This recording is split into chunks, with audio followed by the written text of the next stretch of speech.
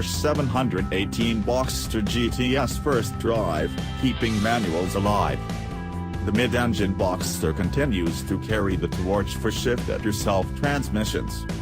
American exceptionalism is a hotly debated subject, but Porsche has revealed an area of red, white, and blue leadership that sports car lovers can all rally behind.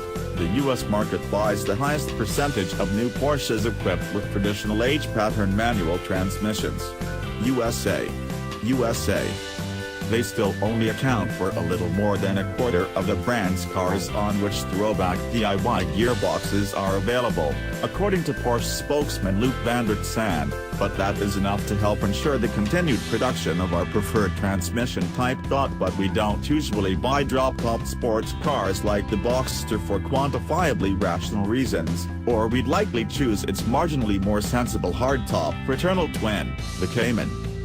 One reason to do that used to be the fact that the closed-roof version of the car was significantly more rigid than the open-top one, which let the suspension and steering do their jobs as designed without the interference of an undamped spring in the form of the twisting, bending chassis.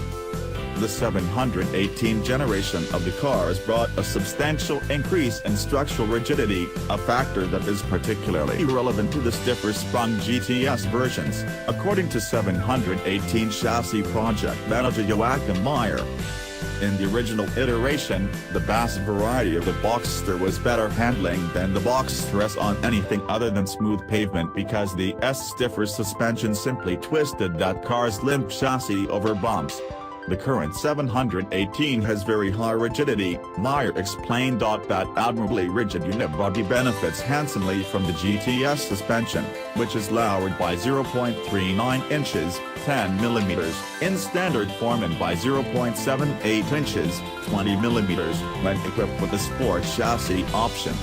The PASM active shocks are programmed to be stiffer. The GTS rolls on 20-inch base wheels, and the hollow anti-roll bars are both larger in diameter and have thicker wall tubing.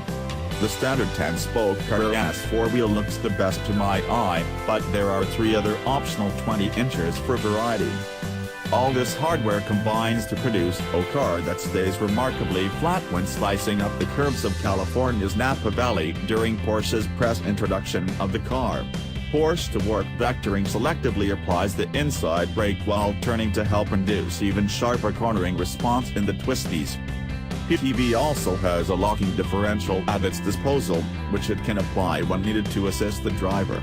These functions are utterly transparent, so there is no ability to discern PTV at work, other than to appreciate how nimble the Boxster is ripping through continuous switchbacks. As ever, those same curves let the Boxster highlight the delightful benefits of its mid-engine design and its corresponding front-rear weight balance. It's 45% front, 55% rear in cars equipped with 3 pedals. The automatic PDK gearbox weighs 66 pounds more than the manual transmission, spoiling that balance ever so slightly, reports the chassis man Meyer, with what seems to be mild annoyance.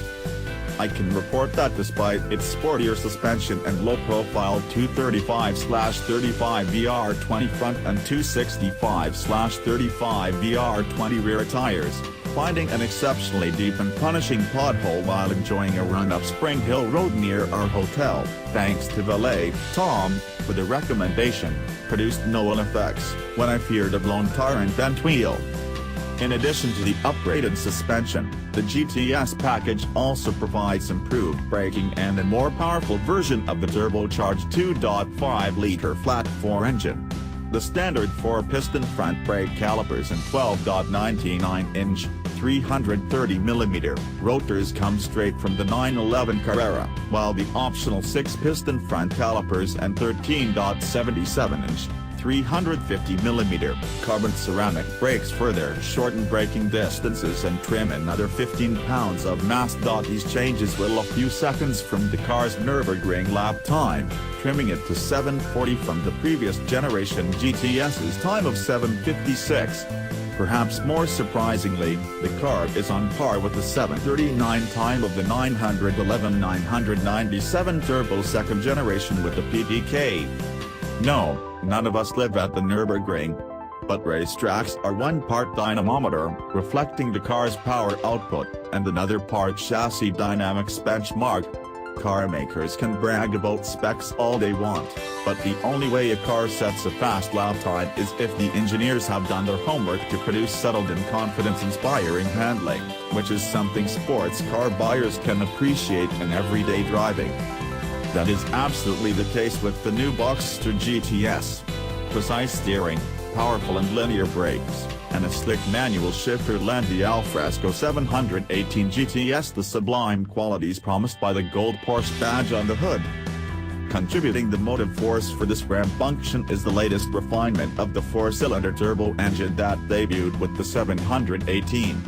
In disguise, the rating is 365 horsepower, an increase of 15 horsepower over the engine in the 718's. Torque for the new engine is 317 pounds-to-foot for PDK cars and 310 pounds-to-foot for manuals.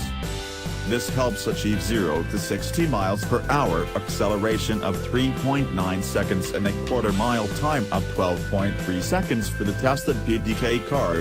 While doing so, the 2.0-liter has the characteristic sound of the Subaru Boxster 4 that has become familiar in the decades since Volkswagen and Porsche stopped selling flat fours. But Porsche's version of the design is a decidedly more bar-teeth breed, with much crisper, quicker throttle response than Subaru's agricultural heavy flywheel-feeling engines, even while the exhaust note is much the same. In the Boxster, however, with the top-down, intake sound dominates when accelerating out of switchback turns, the Porsche's turbo whoosh creating the impression that Dyson may have already released its rumored car. Power delivery is strong and linear from low RPM, with no discernible lag or light switch boost delivery common in the bad old days of turbocharging, and the intake whoosh of the turbos is only apparent when driving hard with the top down. The PDK's shifting, both in automatic mode and when activated by the steering wheel mounted paddles, is best in class among dual-clutch transmissions. Porsche's calibration of the low-speed clutch engagement continues to set the standard for emulating a planetary automatic transmission's torque converter. The 6-speed manual transmission's clutch pedal provides superior feel of its engagement point and low pedal effort. This, combined with the engine's low end-to-work, makes creeping around at parking lot speeds effortless and traffic jams less painful than they might otherwise be. On the road, the cable-actuated shifter is slick, but has noticeably more play than that in, say, the Honda Civic Type R or a Mazda 3, which both rival direct-action shifters for their precision.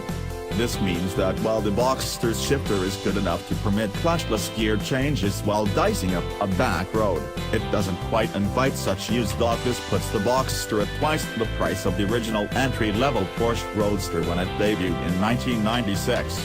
But considering inflation since that time, the addition of 150 horsepower, and vastly improved chassis rigidity, it seems like that increase over 22 years is pretty reasonable. If you're skeptical, just drop the top on the 2018 718 Boxster GTS and take it for a ride. And if you're feeling nostalgic, choose the manual transmission instead of the PDK.